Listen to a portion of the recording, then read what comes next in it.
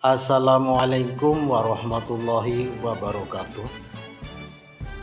Salam dan bahagia Bapak Ibu guru hebat di seluruh Indonesia. Saya Sudiono, calon guru penggerak angkatan 10 dari Kabupaten Sampang. Video ini adalah aksi nyata modul 1.4 tentang budaya positif. Saya dibimbing oleh fasilitator hebat Ibu Siti Animaya Sulhah SSN MPD MSc dan pengajar praktik hebat Bapak Dede Rijali Nur Latif SPD SD.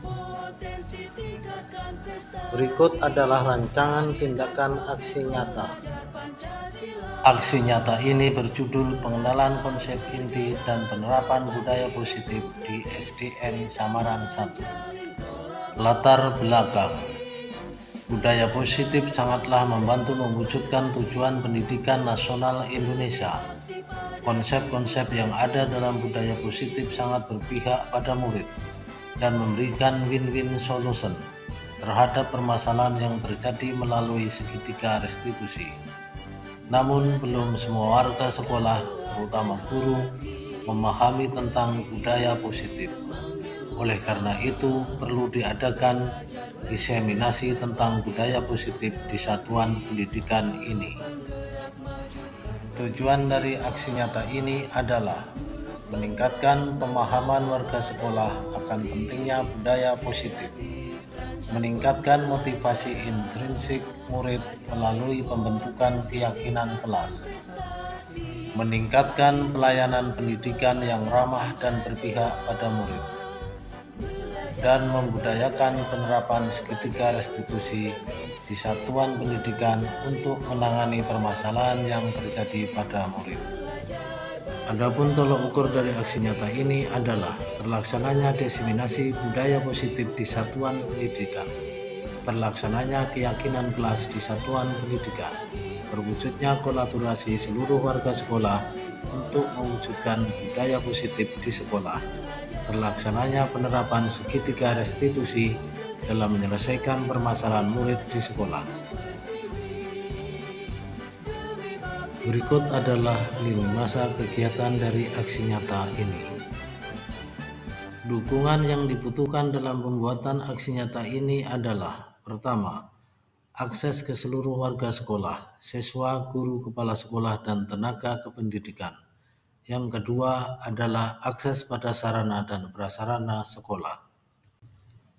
Berikut ini adalah kegiatan diseminasi pengenalan konsep inti dan penerapan budaya positif di SDN Samaran 1. Selamat menyaksikan.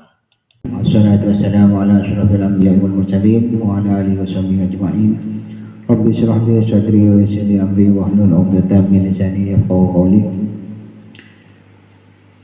Pertama-tama marilah kita panjatkan puji syukur kehadirat Allah Subhanahu wa taala yang mana telah memberikan waktu dan tempat untuk kita berkumpul di ruangan ini dalam acara diseminasi implementasi budaya positif melalui keyakinan kelas di UPTD SDN Samaran 1. Selanjutnya selawat serta salam kita curahkan kepada Nabi Muhammad SAW yang telah membawa kita dari zaman kegelapan menuju zaman keterangan. Semoga apa yang beliau sampaikan atau beliau membawa kepada kita semua menjadi penerang bagi kehidupan kita di dunia dan akhirat. Amin. Yang terhormat Kepala Sekolah UPTDN SDN Samaran 1, yang kami hormati peserta diseminasi yang berbahagia, dengan senantiasa mengucap puji dan syukur kepada Allah Subhanahu wa taala, perkenankan acara diseminasi budaya positif bertempat di UPTD SDN Samaran 1 pada hari Selasa tanggal 11 Juni 2024 kita mulai. Hadirin yang berbahagia, sebelum kita memasuki acara inti, saya akan membacakan susunan acara kita pagi hari ini. Yang pertama yaitu acara diawali dengan pembukaan, kedua kemudian dilanjutkan dengan menyanyikan lagu Indonesia Raya, yang ketiga sambutan dari Kepala UPTD SDN Samaran 1 sekaligus pembukaan diseminasi budaya positif secara resmi.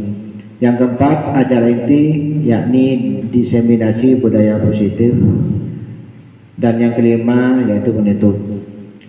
Agar acara berlangsung dengan lancar dan juga bermanfaat bagi seluruh peserta yang hadir, marilah bersama-sama kita mulai acara ini dengan membacaan basmalah bersama-sama. Bismillahirrahmanirrahim.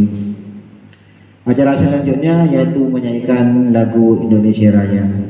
Hadirin dimohon berdiri.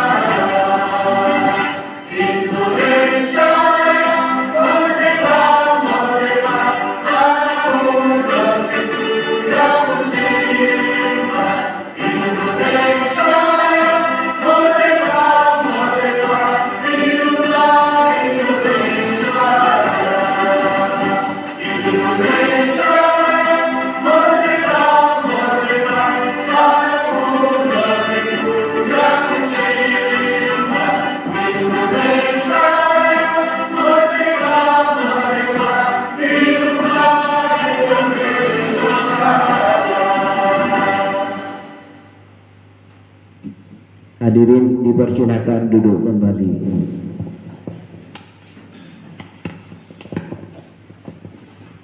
Untuk acara selanjutnya kami persilakan kepada Kepala UPTD SDN Samaran 1 Ibu Pompia Wahyu Trisiraningsih SPD untuk memberikan sambutan. Kepada beliau persilakan.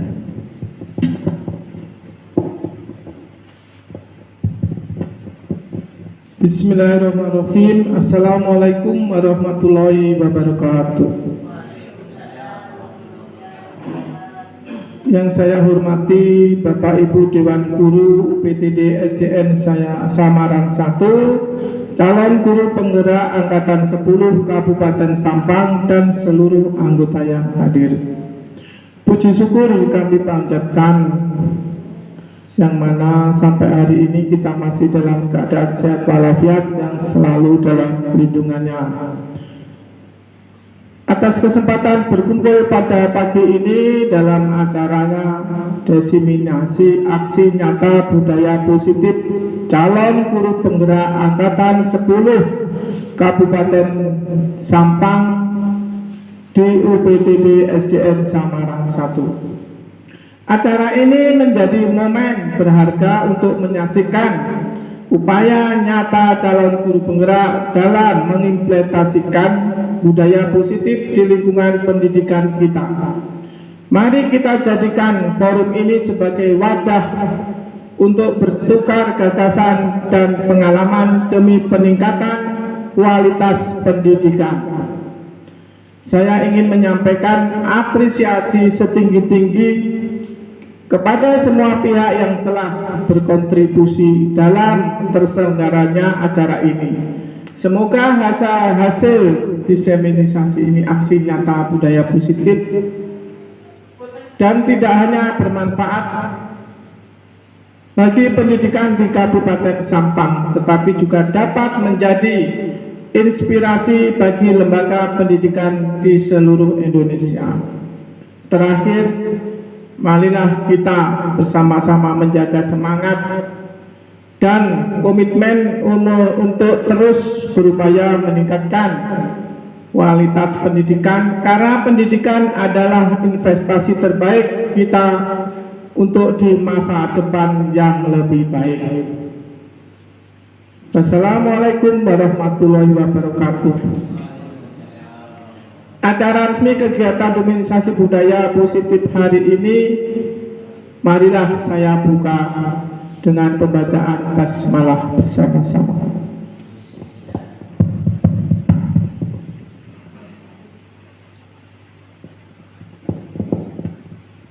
Demikianlah sambutan dari Kepala UPTD SDN Sabaran 1 sekaligus sebagai pembuka pada acara pagi hari ini.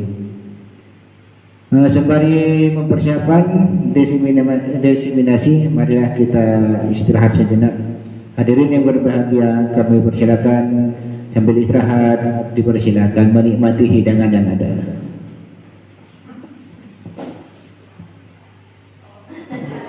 Dipersilakan kuk-kuknya.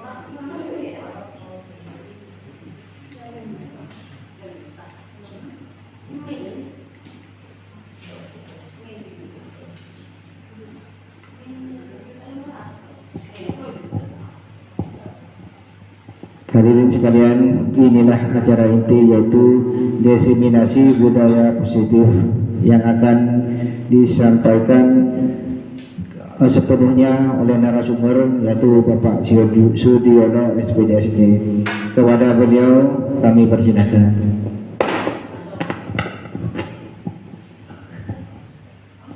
Terima kasih Bapak Moderator. Terima kasih Ibu Kepala Sekolah. Mohon izin untuk berdiri. Assalamualaikum warahmatullahi taala wabarakatuh.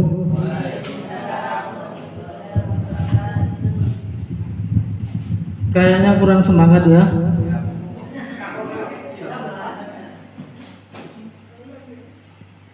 Assalamualaikum warahmatullahi wabarakatuh.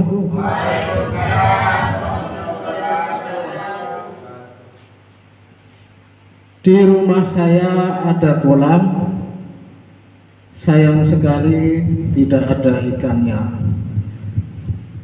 Bagi teman-teman yang menjawab salam, saya doakan banyak rezekinya.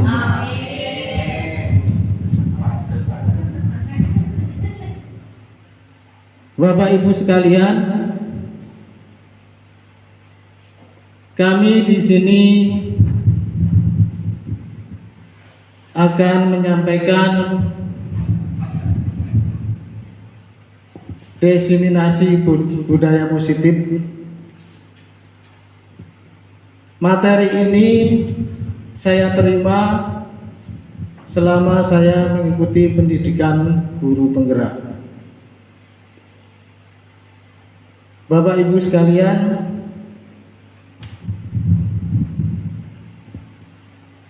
tidak lupa pertama kali kita panjatkan puja dan puji syukur kehadirat Allah Subhanahu wa taala, karena pada kesempatan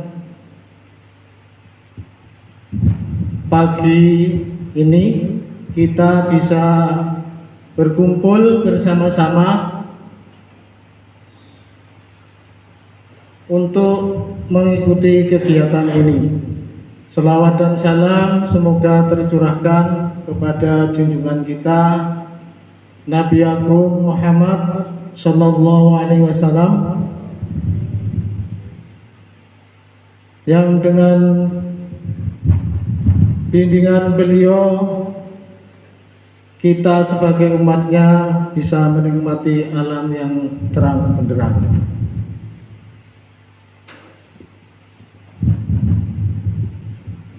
Mohon izin untuk menyampaikan materi.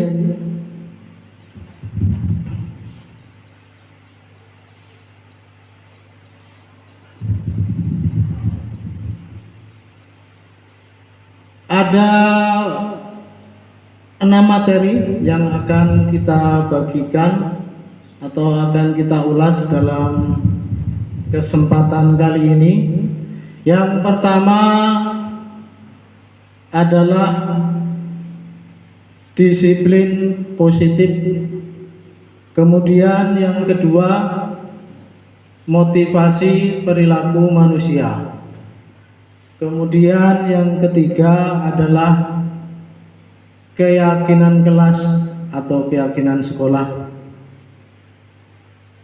Kemudian yang keempat, kebutuhan dasar manusia. Kemudian yang kelima, restitusi. Maksud saya adalah posisi kontrol guru. Yang keenam adalah segitiga restitusi.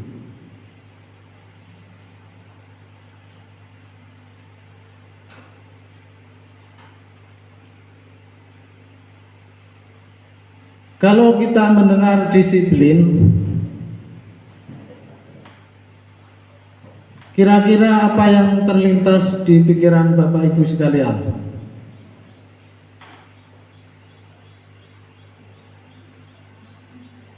Kita seringkali mendengar kata disiplin. Disiplin waktu, disiplin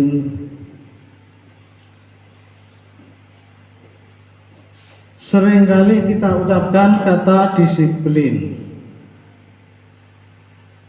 Apa yang terlintas dalam benak kita kalau kita mendengar kata disiplin? Mungkin ada yang mau berpendapat.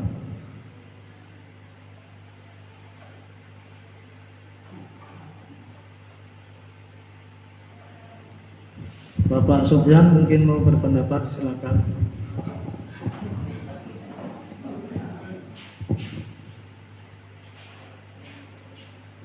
Ya, terima kasih Pak. Kalau kita mengarah ke kata disiplin, menurut saya itu adalah niatan kuat dari kita untuk tetap atau teguh menuju tujuan yang akan kita tuju dengan menjalankan segala peraturan atau tata tertibnya. Demikian Pak Eno. Terima kasih. Terima kasih, jawaban yang bagus. Mungkin ada yang lain yang mau berpendapat.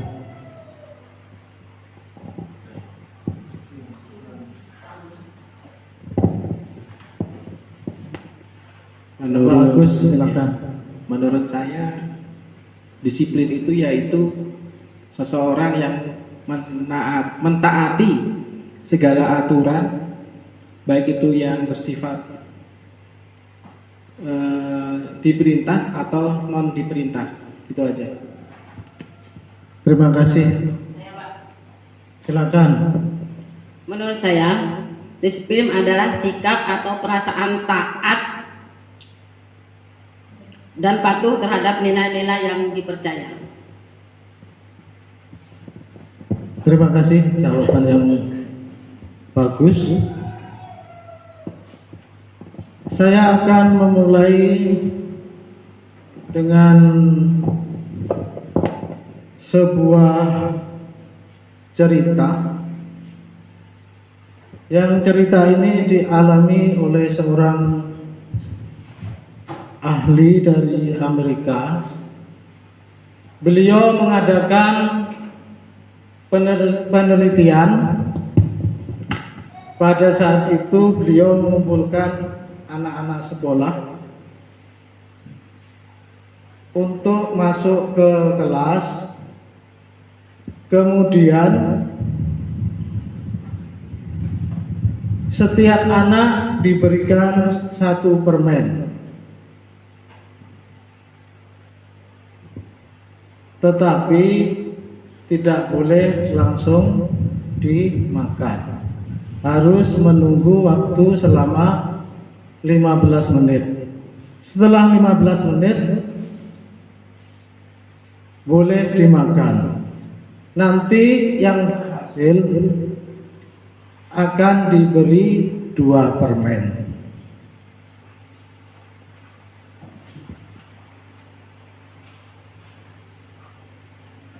Ternyata dari penelitian tersebut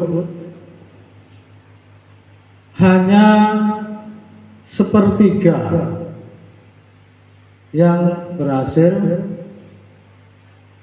untuk menahan tidak makan permen sebelum 15 menit. Ada yang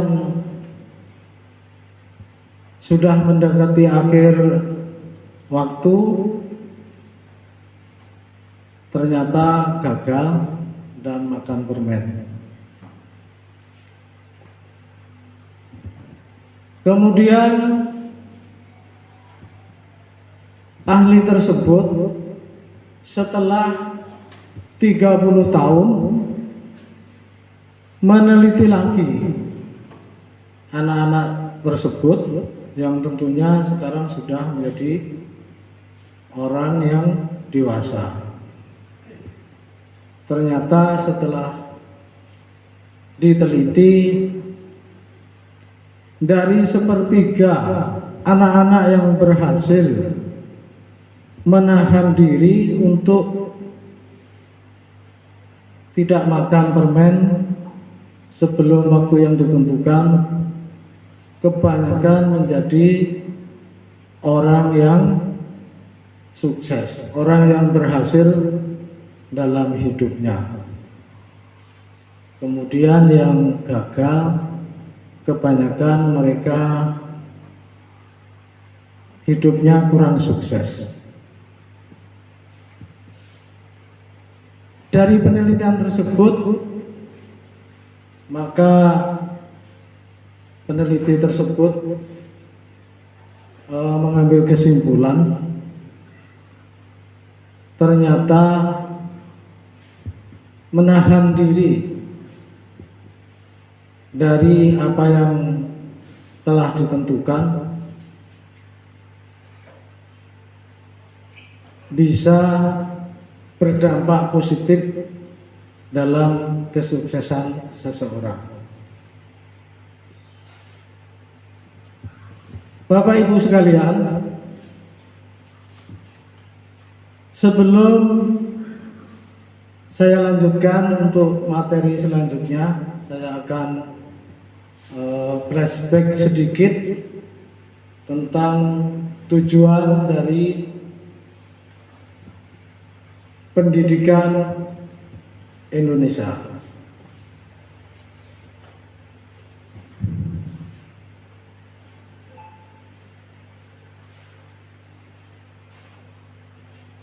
Pada saat ini kurikulum Merdeka sedang giat-giatnya dilaksanakan oleh lembaga pendidikan. Tentu semua orang kenal dengan foto ini. Ibu kenal dengan foto ini?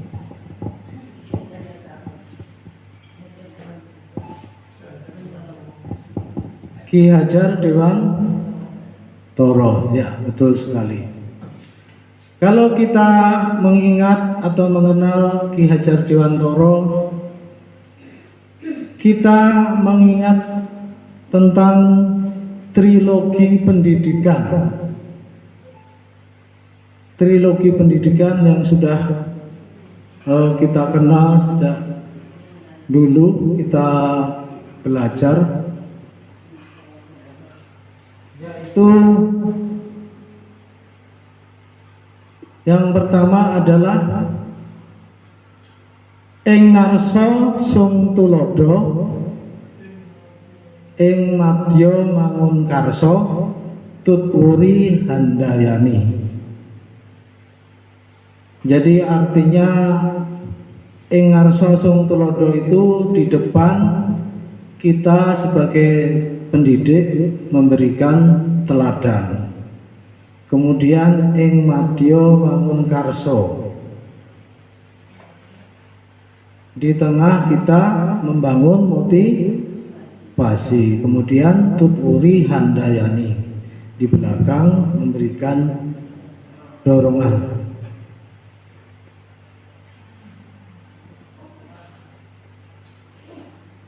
Bapak pendidikan kita Ki Hajar Dewantara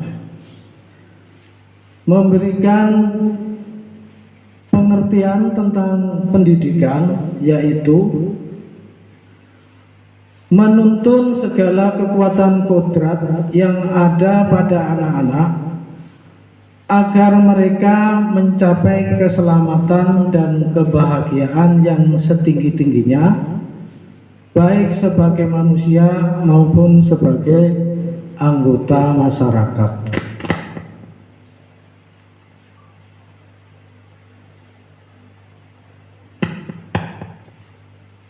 Ki Hajar Dewantara dalam pidato penerimaan gelar Dr. Honoris Causa dari Universitas Gadjah Mada tahun 1945 dalam 60 tahun Taman Siswa, beliau menjelaskan bahwa pendidik dalam menuntun kodrat anak didik diibaratkan seperti petani dan tanaman. Jadi pendidikan ini diibaratkan seperti petani dan tanaman. Kita sebagai pendidik yaitu sebagai petani, kemudian murid sebagai tanaman. Seorang petani menanam benih-benih seperti jagung, kedelai dan sebagainya,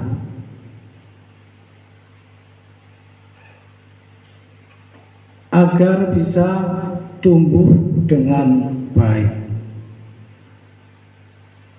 Akan tetapi petani tidak akan bisa mengubah kodrat dari benih-benih tersebut.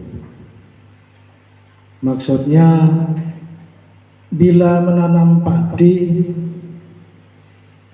petani tidak mungkin bisa mengubah padi tersebut tumbuh menjadi jagung. Begitupun sebaliknya.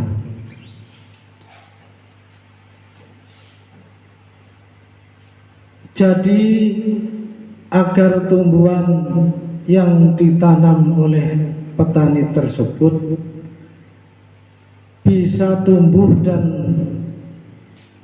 berkembang dengan baik, tugas petani adalah memberikan pupuk, menyiram, kemudian yang lain mengemburkan tanah. Tentu kalau memberikan pupuk, menyiram, tentu disesuaikan dengan karakteristik dari tanaman tersebut.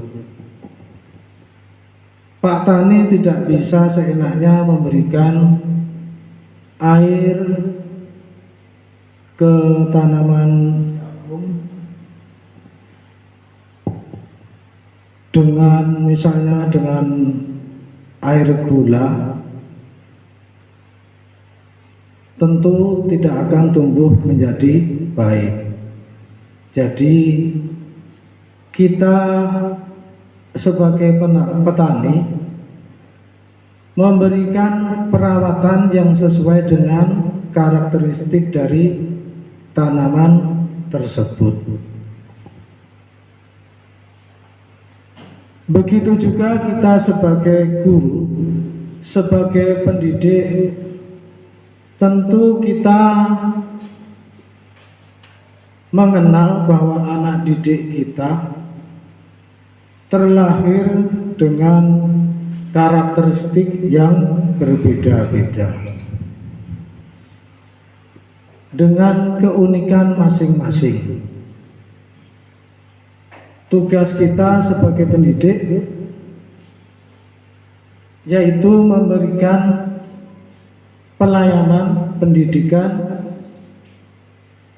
dengan sebaik-baiknya agar peserta didik bisa tumbuh dan berkembang sesuai yang dibutuhkan.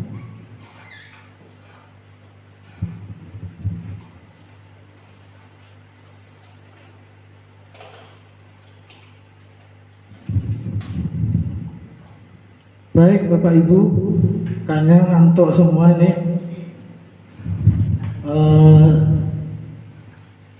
Kita akan bermain dulu aja. Mohon untuk berdiri.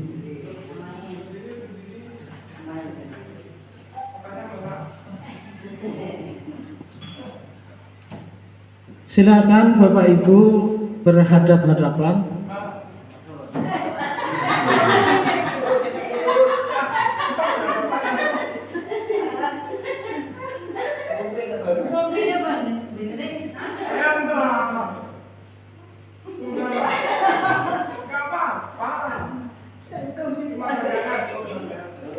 Anda adalah yang A, silakan dipilih yang sebelah kanan atau sebelah kiri. Tugas Anda adalah mengepalkan satu tangan. Jadi salah satu mengepalkan tangan.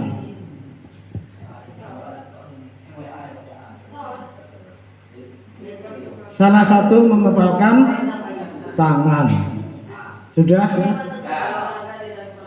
Coba Anda bayangkan bahwa Anda menyimpan sesuatu yang sangat berharga di dalam kepalan tangan Anda.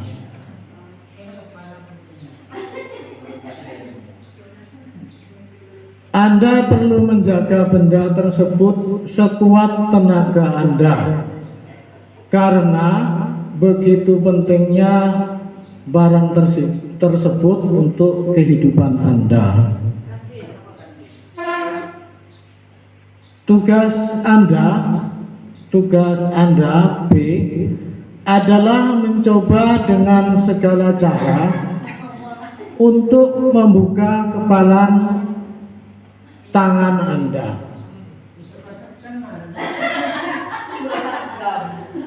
Teman Anda B boleh membujuk, menghardik, mengintimidasi, memarahi, menggoda, mengkritik, bahkan menawari Anda uang agar bersedia membuka tangan. Jadi yang mengepalkan tangan berusaha untuk mempertahankan barang yang digenggamnya. Kemudian yang B, silakan berusaha, boleh dengan rayuan, boleh menggelitik, boleh dengan intimidasi atau ancaman agar teman Anda A mau membuka kepalan tangannya. Silakan dimulai.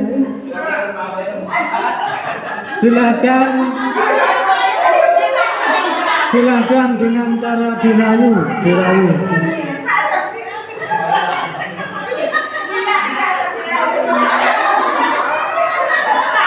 Boleh dirayu, boleh digelitik.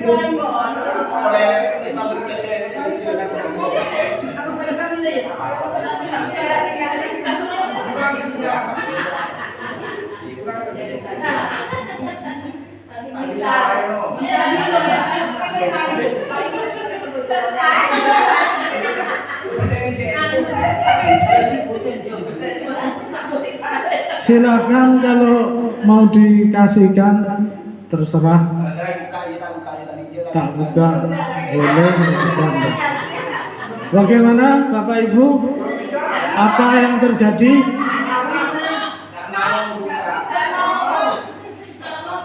Apakah ada yang mau memberikan barang berharga tersebut? Tidak ada. Ada yang memberikan barang tersebut? Tidak ada. Pak Sofyan, bagaimana? Masih tetap diperta? Coba saya mau dengar alasannya.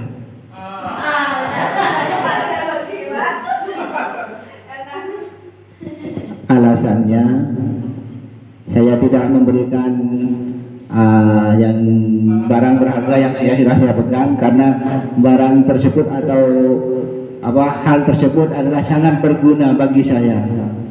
Seandainya barang tersebut pindah tangan, kemungkinan atau pemikiran saya kemungkinan hal tersebut bisa tidak berguna lagi bagi orang lain dan saya sendiri tidak akan mendapatkan nilai positif dari hal tersebut. Terima kasih. Terima kasih, kita berikan tepuk tangan dengan Pak Sugeng.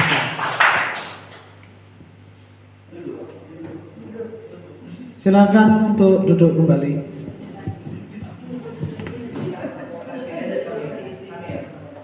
Jadi sebenarnya kegiatan tersebut kita belajar tentang kontrol. Kita mau melakukan sesuatu atau tidak itu tergantung dari kita sendiri sesuai dengan kebutuhan kita. Jadi tadi Bapak Sofyan tetap mempertahankan barangnya untuk tidak diberikan kepada orang lain. Mungkin ada yang diberikan, itu juga tergantung dari keinginan kita sendiri, bukan dari keinginan orang lain. Kalau kita mau memberikan, yaitu dari keinginan kita.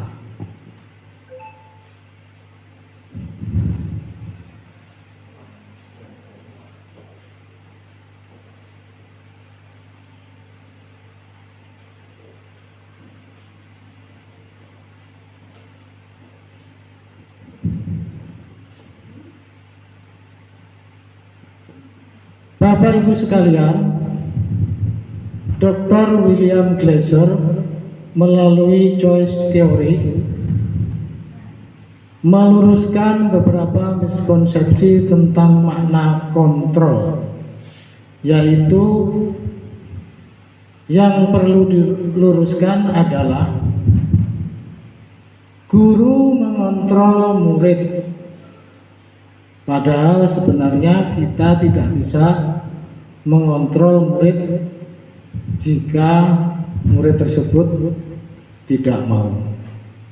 Harus ada dorongan sendiri dari diri murid tersebut. Kemudian yang kedua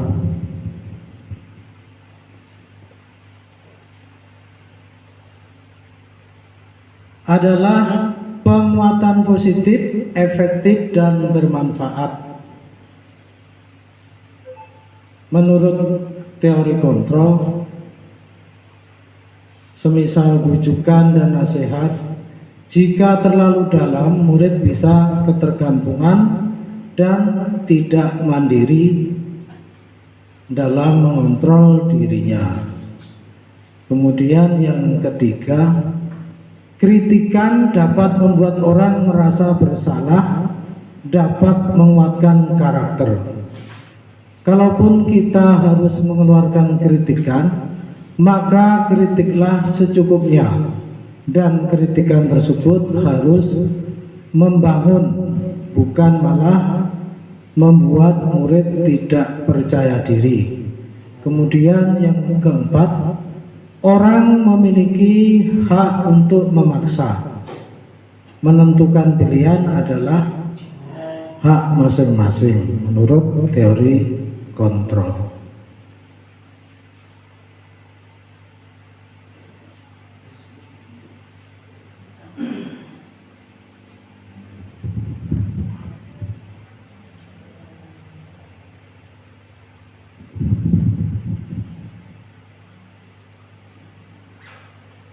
Bapak Ibu, kita lanjutkan materi selanjutnya tentang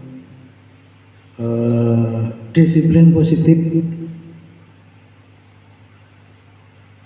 Saya pernah melihat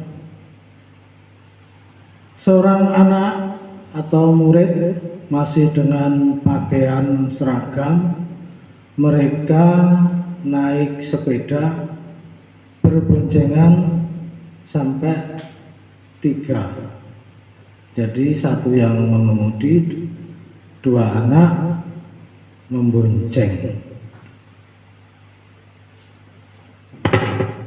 Alasannya kenapa? Mungkin karena tidak ada yang mengawasi. Kemudian karena tidak ada polisi.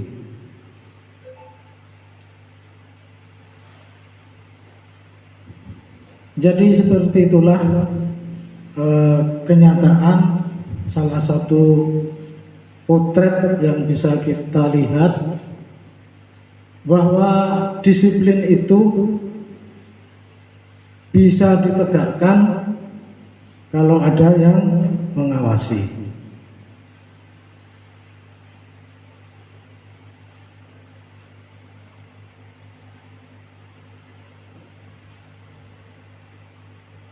Sebelum kita lanjutkan untuk ke ranah yang lebih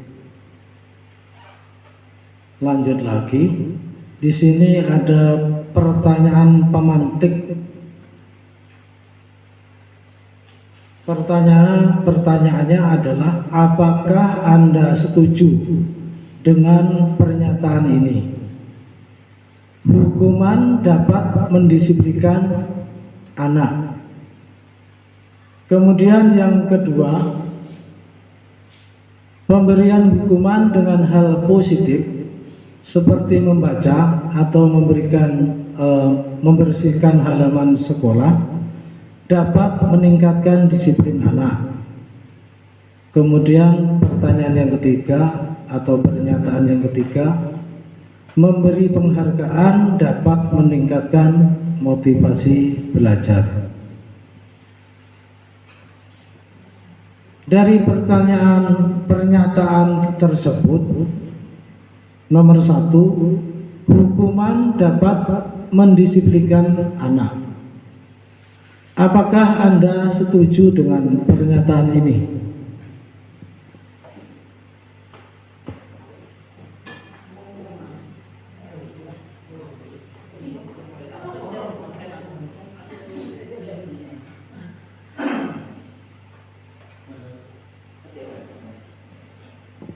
Menurut pendapat saya, hukuman bukanlah hal yang dapat mendisiplinkan anak. Mungkin dengan cara-cara yang lain.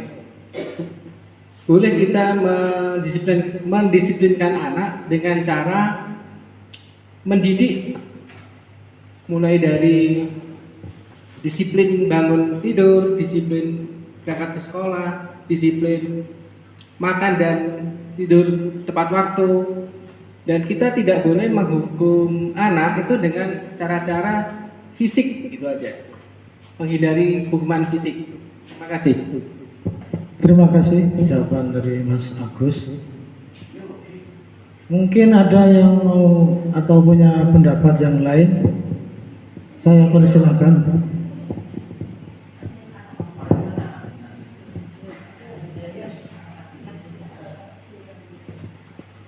Kalau begitu kita lanjutkan pertanyaan yang kedua.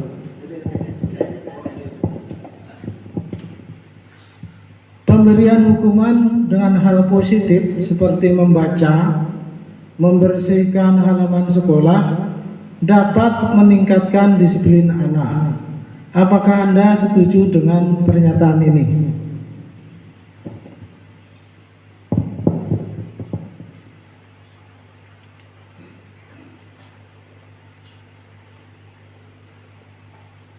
Silakan Bapak atau Ibu yang mau berpendapat.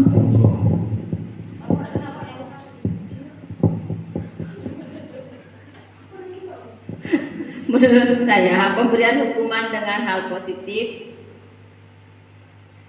dapat meningkatkan disiplin anak, karena kita bisa membiasakan dari TK misalnya, dari anak usia dini kita biasakan menghukum anak dengan positif. Jadi anak kan kebiasaan, jadi bisa meningkatkan disiplin anak dari kebiasaan-kebiasaan tersebut. Terima kasih. Terima kasih. Setelah tadi pendapat dari Bu Nurul, mungkin ada yang berpendapat lain, silakan. Monggo Pak Agus. Memberikan hukuman dengan hal positif seperti membaca, terus kemudian membersihkan halaman. Dengan cara-cara seperti itu mungkin anak akan terbiasa dalam melakukan hal-hal yang positif, tidak melakukan pelanggaran-pelanggaran yang lain. Terima kasih. Terima kasih atas jawabannya.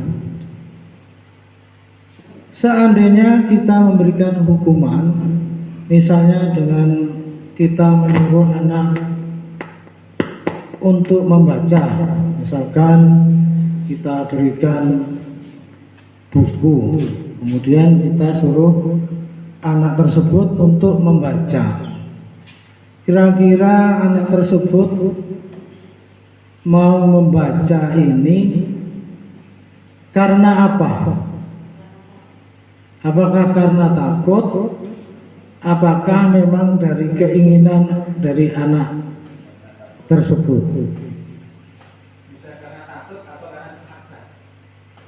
Bisa karena takut atau terpaksa.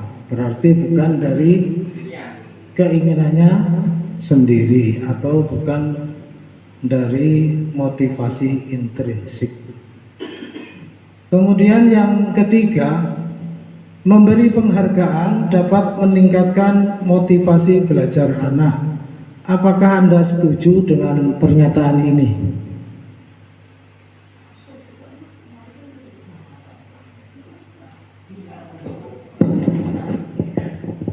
Ya, terima kasih. Menurut saya memberikan penghargaan itu sangat-sangat memotivasi belajar anak. Kenapa? Dengan kita memberikan suatu penghargaan, misalnya hanya dengan kita bilang bagus, kamu bagus, itu dalam diri anak itu akan tercipta suatu sikap bahwa saya dihargai, saya mencapai sesuatu. Mungkin untuk selanjutnya saya akan lebih untuk mencapai sesuatu tersebut untuk lebih baik dari ini. Gitu. Terima kasih, Pak. Terima kasih, jawaban yang luar biasa dari Bapak Sufyan. Coba kita lihat lagi. Misalkan kita memberikan penghargaan berupa hadiah kepada anak didik kita atau kepada anak kita, karena anak tersebut sudah berhasil mengerjakan tugasnya. Mungkin itu akan meningkatkan motivasi untuk belajar lebih baik lagi. Tetapi jikalau kita tidak memberikan penghargaan, tidak memberikan hadiah, apakah anak tersebut akan tetap termotivasi atau malah menurun motivasi belajarnya?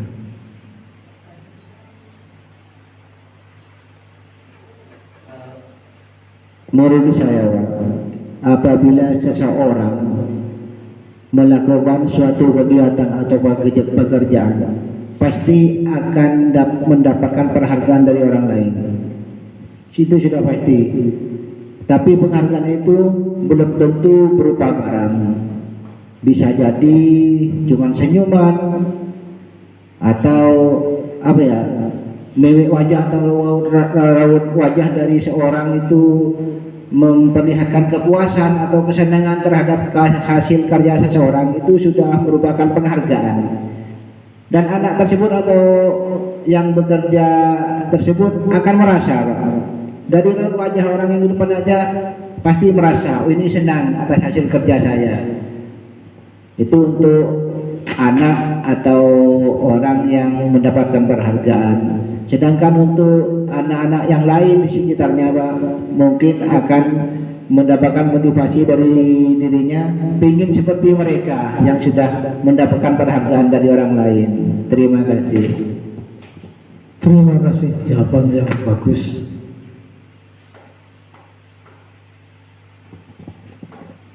Disiplin positif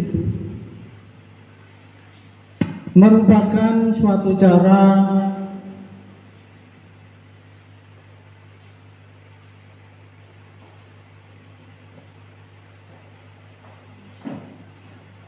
penerapan disiplin yang mengajarkan anak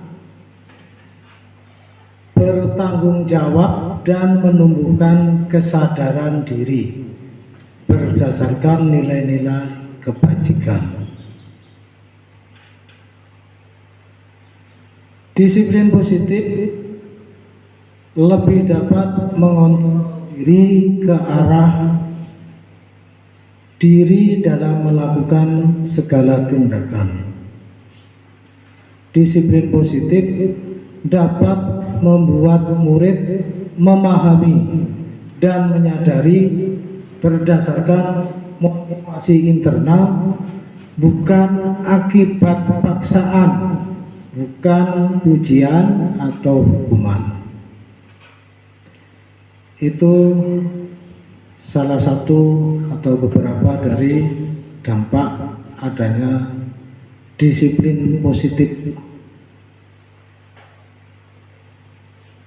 Sebelum kita lanjutkan ya untuk materi yang berikutnya, biar lebih semangat, kita akan bermain-main sebentar biar tidak ngantuk. Mohon izin sebentar.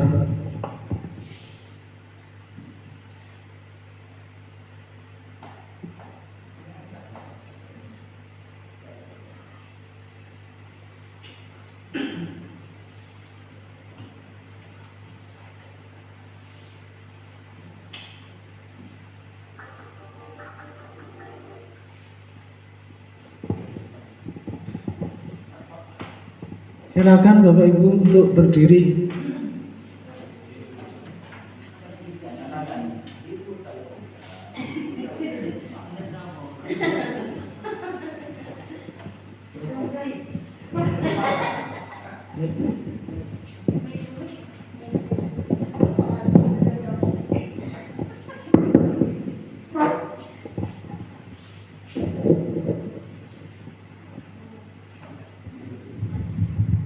Siap Bapak Ibu?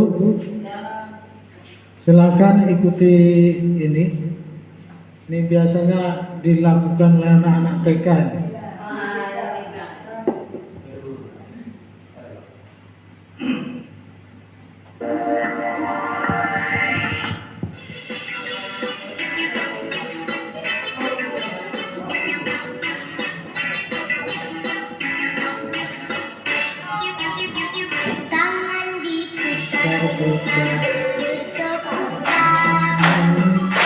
Tangan diputar-putar,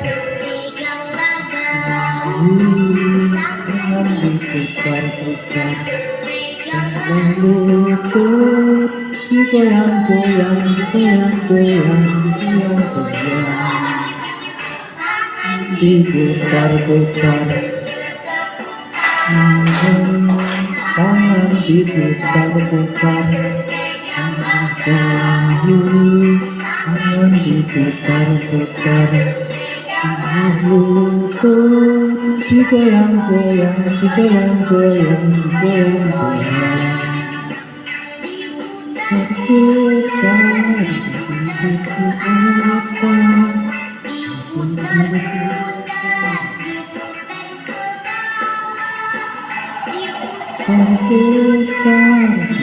di berputar, diputar ke kiri,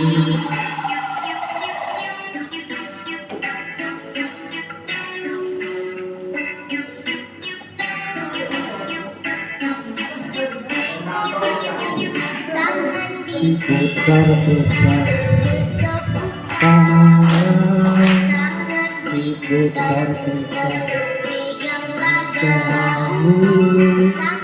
diputar-putar, pegangan lutut digoyang-goyang, digoyang-goyang, digoyang-goyang, diputar-putar, tangan diputar-putar, pegangan bahu, tangan diputar-putar, tangan lutut digoyang-goyang, digoyang-goyang, digoyang-goyang, diputar ke atas, diputar-putar, diputar ke bawah, diputar-putar, diputar ke kanan, diputar-putar, diputar ke kiri.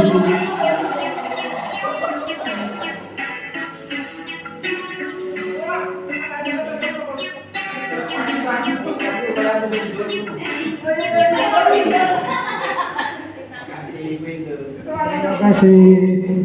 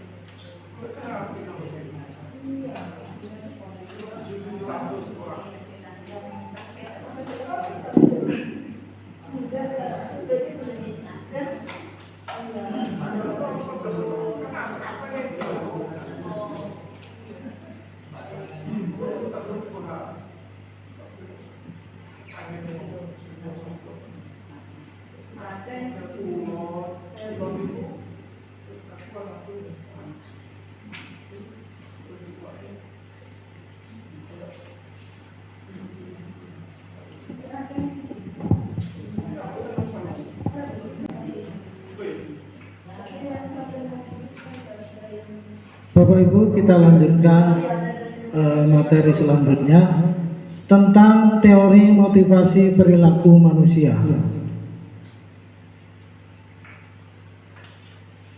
Yang nomor 1 di sini adalah untuk menghindari ketidaknyamanan atau hukuman. Apa yang akan terjadi apabila saya tidak melakukan? Ini berarti kira-kira motivasi ini dari diri sendiri atau dari luar? Untuk menghindari ketidaknyamanan atau hukuman. Wah begi muntahe lakoni wah gigiri. Misalnya. Apa yang akan terjadi apabila saya tidak melakukannya? Kira-kira ini motivasi timbul dari diri sendiri apa dari luar? Apa karena dari luar? Karena misalnya karena adanya hukuman atau perasaan yang tidak nyaman kalau tidak melakukan, bukan dari diri sendiri. Kemudian yang kedua, untuk mendapatkan imbalan dari orang lain atau institusi. Apa yang akan saya dapatkan apabila saya melakukannya? Kira-kira motivasi dari mana ini? Dari karena adanya imbalan. Mungkin kalau tidak ada imbalan kita tidak akan melakukan atau melaksanakan. Yang ketiga, untuk menghargai diri sendiri, saya akan menjadi orang yang seperti apabila saya melakukannya. Ini adalah motivasi yang berasal dari diri sendiri.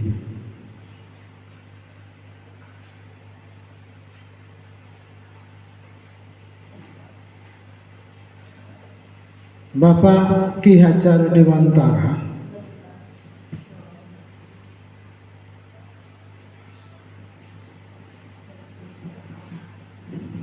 memberikan suatu ulasan. Di sini adalah kata merdeka. Merdeka menurut Ki Hajar Dewantara artinya tidak hanya terlepas dari perintah, akan tetapi juga cakap buat memerintah diri sendiri.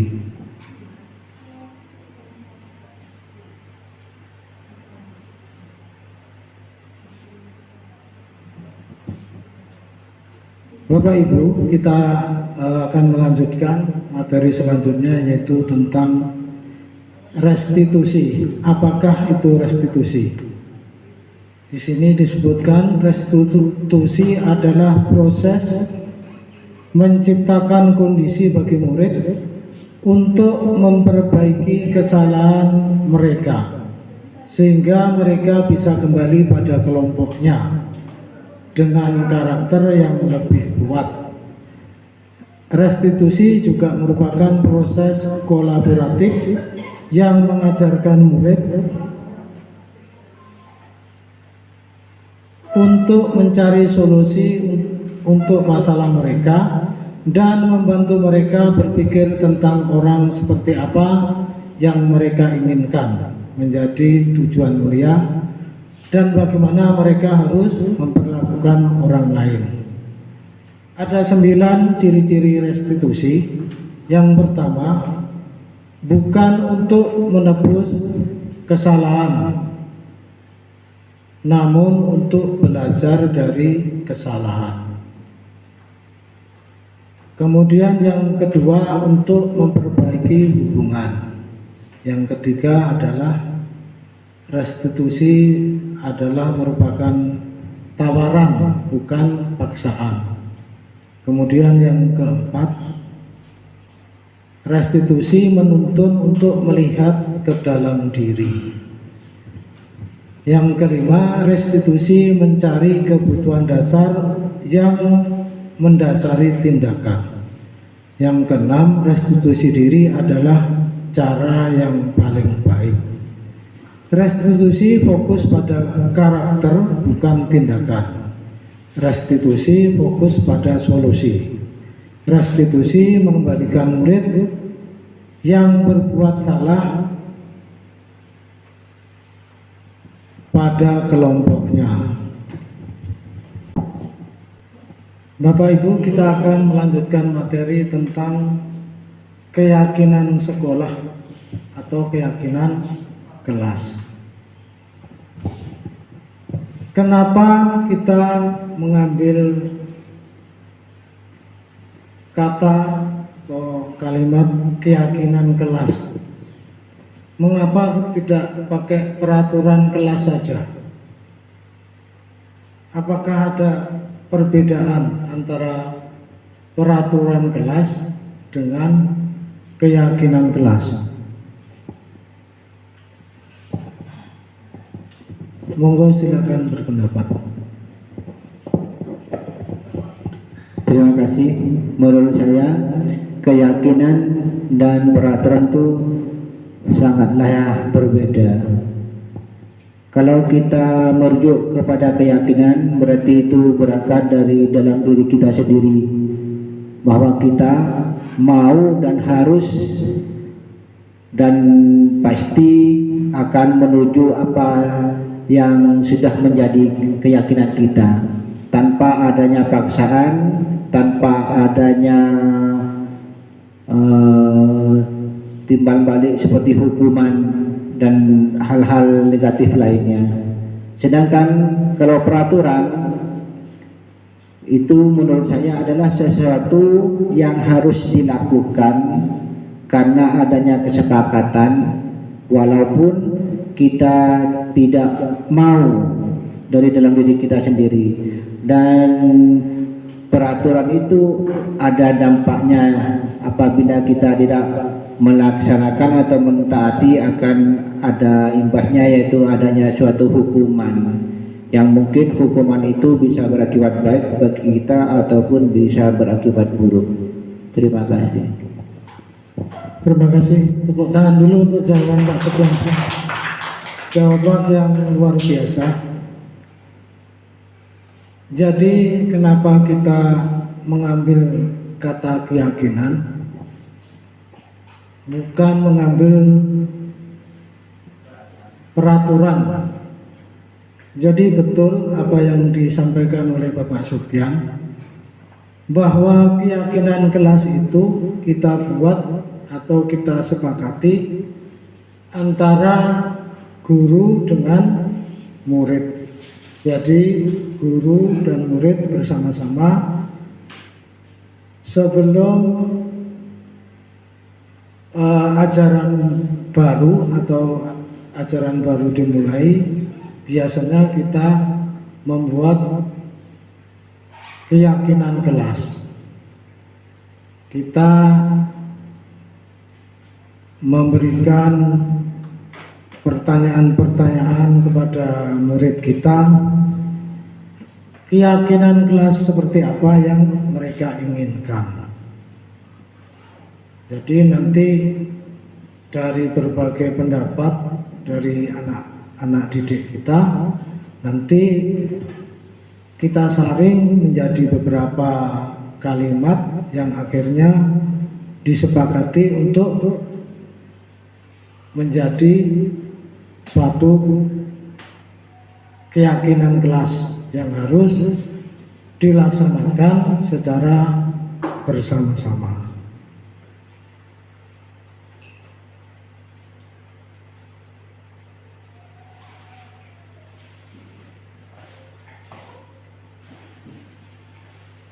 Guru berperan dalam mewujudkan terbentuknya keyakinan kelas atau sekolah dengan adanya kesepakatan antara guru dan murid. Jadi seperti tadi yang saya sampaikan, membuat kesepakatan kelas itu secara bersama-sama antara guru dengan murid, berbeda dengan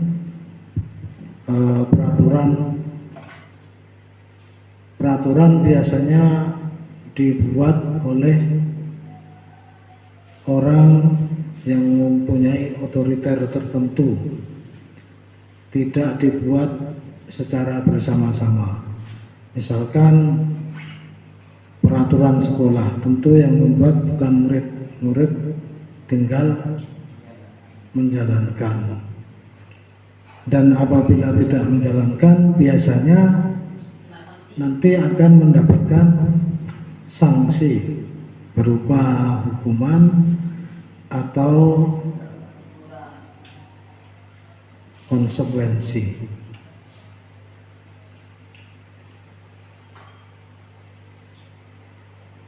Keyakinan kelas atau sekolah itu berupa pernyataan universal yang mudah diingat dan mudah dipahami serta harus diterapkan di sekolah atau di kelas.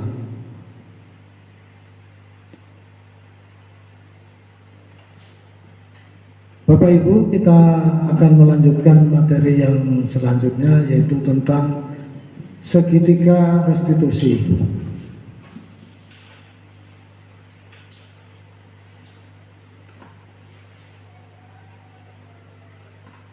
Ada 3 elemen dari restitusi. Yang pertama adalah menstabilkan identitas. Kemudian yang kedua, validasi tindakan yang salah. Yang ketiga adalah menanyakan keyakinan.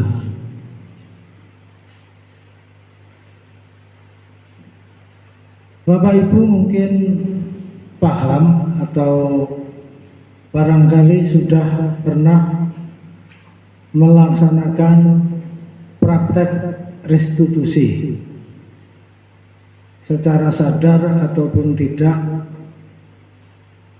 Mungkin Bapak Ibu sudah pernah melaksanakan, meskipun mungkin hanya dalam satu sisi saja, misalkan tentang validasi tindakan yang salah, atau yang pertama tentang menstabilkan identitas. Kira-kira ada yang paham enggak tentang segitiga restitusi? Belum, baik.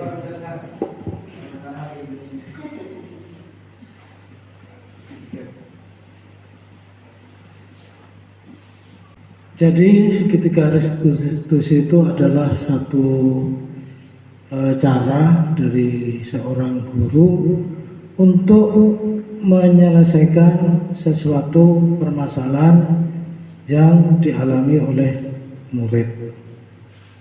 Misalkan kita mendapati murid kita sering terlambat, atau mungkin murid kita yang suka makan di dalam kelas, yang sebenarnya hal itu tentu tidak diperbolehkan.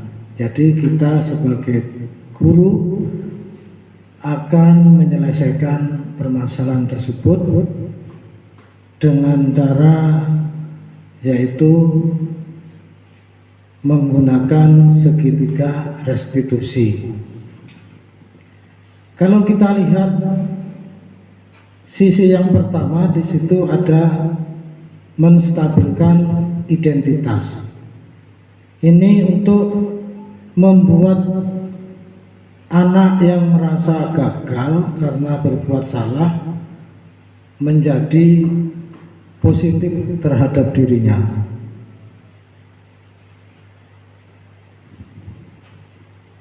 Dalam hal ini, misalkan anak didik kita melaksanakan hal yang salah, kita bisa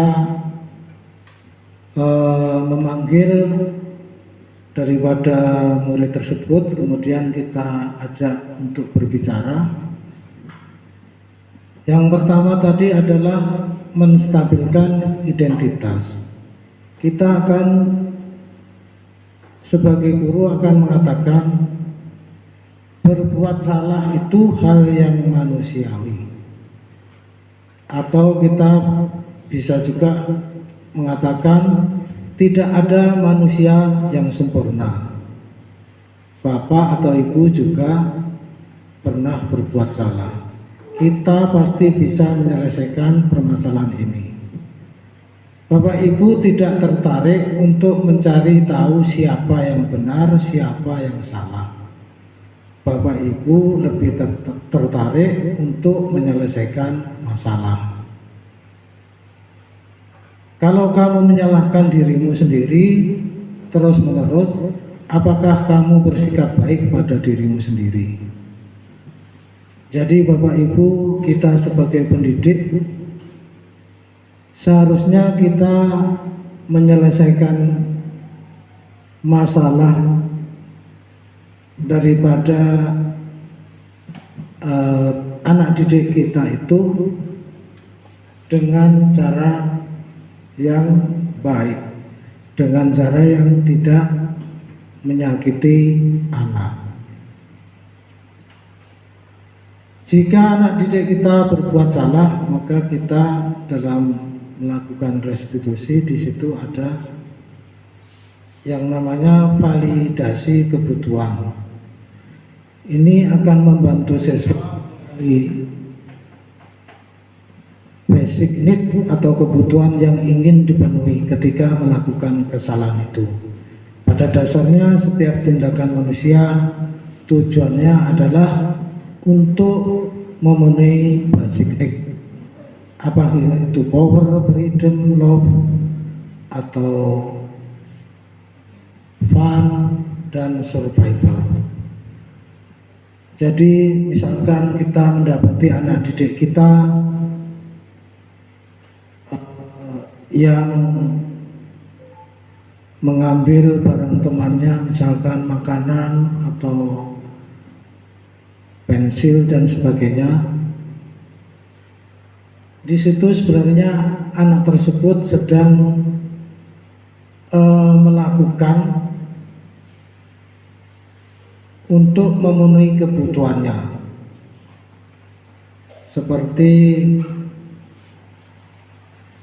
power atau kekuatan. Jadi pada dasarnya manusia itu membutuhkan kekuatan, atau freedom, kebebasan, love atau kasih sayang, fun atau kesenangan, dan survival. Survival itu adalah untuk tetap bertahan hidup. Sebagai guru kita bisa mengatakan, kamu bisa saja melakukan hal yang lebih buruk, tapi kamu tidak melakukannya. Kamu pasti punya alasan mengapa melakukannya. Apa yang penting bagi kamu? Kamu boleh tetap berusaha menjaga sikap itu, tapi tambahkan sikap yang lain, yang baru. Maukah kamu belajar cara lain untuk mendapatkan yang kamu butuhkan tanpa harus memukul? Apa yang kamu bisa lakukan dengan lebih baik besok lagi? Kemudian sisi yang selanjutnya menanyakan keyakinan. Anak melihat kesalahannya dihubungkan dengan norma sosial dan nilai-nilai yang mendasari manusia berinteraksi dengan orang lain. Jadi setelah anak tersebut menyadari akan kesalahannya, maka kita akan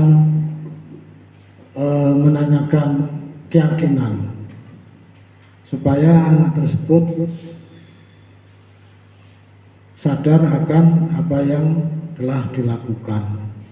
Di sini guru bisa berkata, apa nilai yang kita percaya di kelas atau sekolah kita. Misalkan anak tersebut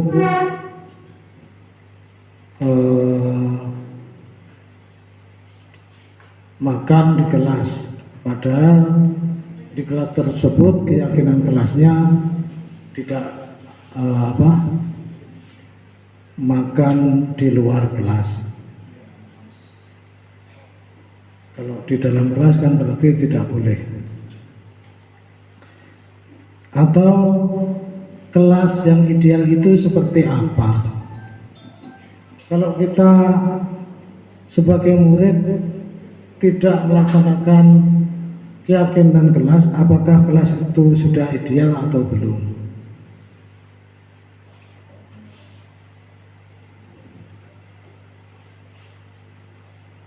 Bapak Ibu yang saya hormati, saya kira materi sudah selesai.